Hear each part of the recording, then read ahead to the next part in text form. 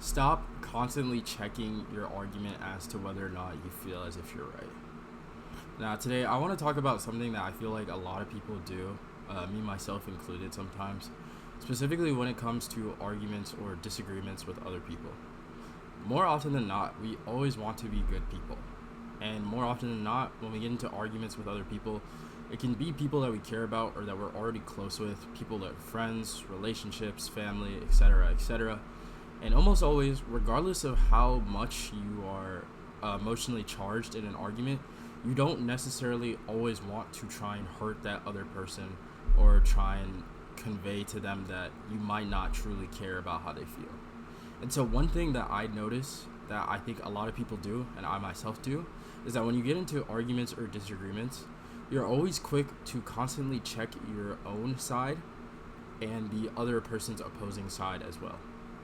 Now, on paper, that is a good thing because obviously, when you're arguing or you're disagreeing with someone, it's not good to be knowingly wrong and still try and continue to push toward a point because you're just being immature.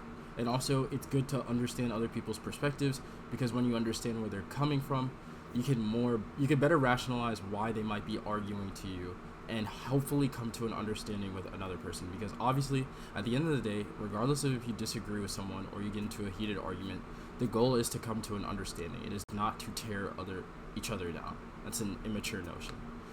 But one way that this can be ruined and not done in moderation is constantly checking everything that you say to make sure that you're 100% correct and you're also not wrong whatsoever. Because like I said, it's good to check your own argument.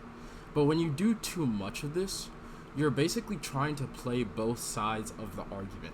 Like you're saying one thing, but then after you say that thing, you think, is this correct? And then, oh, how does this other person feel? I might want to tone it down. Because when you do that, what you accidentally end up doing is invalidating your own feelings and losing the strength that you had in what you believe in. With the first one, invalidating your own feelings, you're putting the priority of trying to make sure that the other person doesn't take it too seriously or that you're making sure that 100% of your argument is always correct to the point where regardless of how you felt about the situation initially, you're putting that feeling aside and you're not able to get that feeling off of your chest, especially if you're stressed out about it or it's something that you're really passionate about and you care about. You're letting that take a backseat and instead you're trying to make sure that the entirety of your argument is 100% correct. There are no holes in it whatsoever and it has no flaws.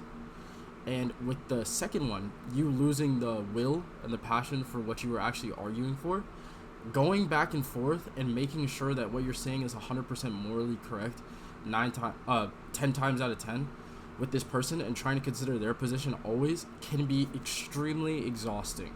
Like so very exhausting to the point where it's hard to actually get the wind in your sails needed to argue your point because you're trying so hard to consider what the other person is saying that you're tripping yourself up because in your head you're like, oh, I said this, but he said this.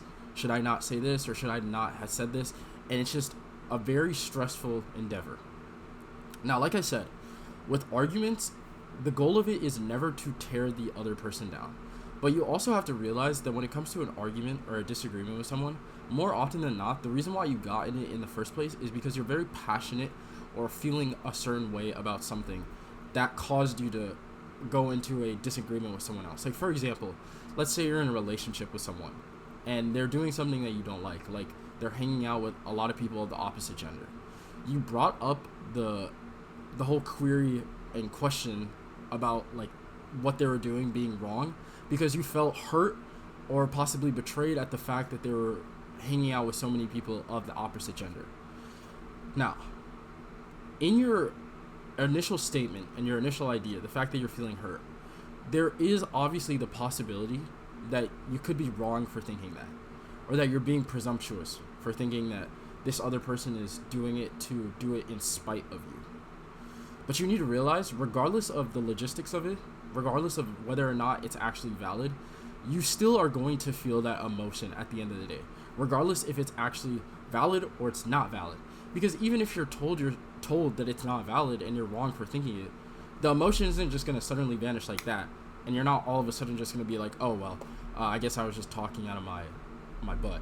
Like, I'm completely wrong. Like, emotions linger for a certain amount of time, and they don't go away instantly.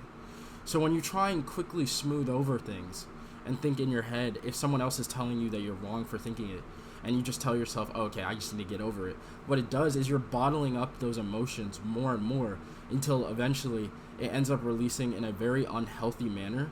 And instead of using the action of discourse and talking to other people to kind of get those emotions off, even if you're in the wrong, what it does is it'll come out in a way that it's very ugly. It's like a burst of emotion, and what it will do is leave you worse off.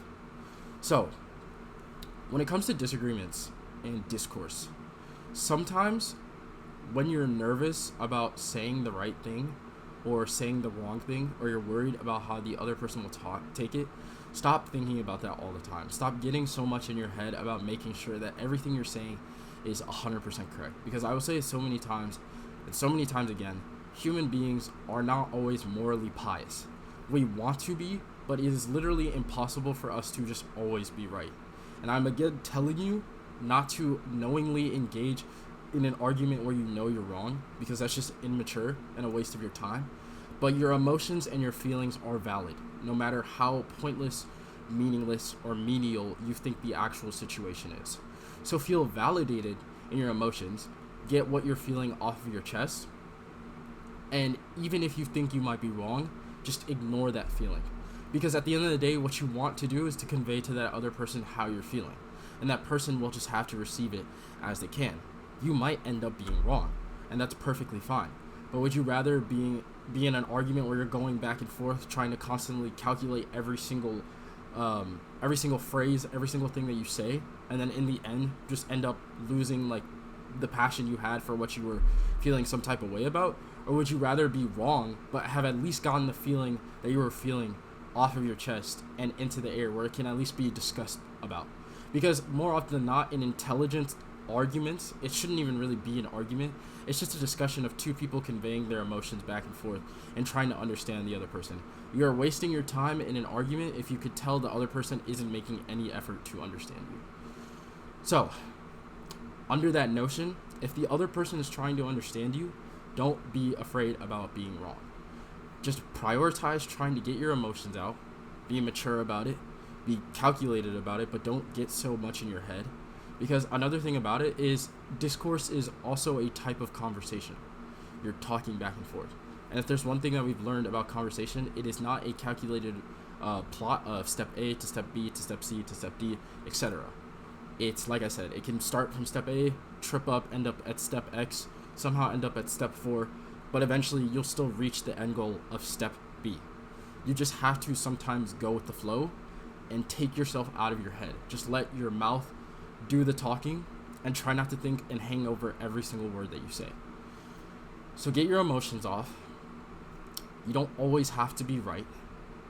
You just have to know your mistakes, and you have to make an effort to express yourself. Thank you very much.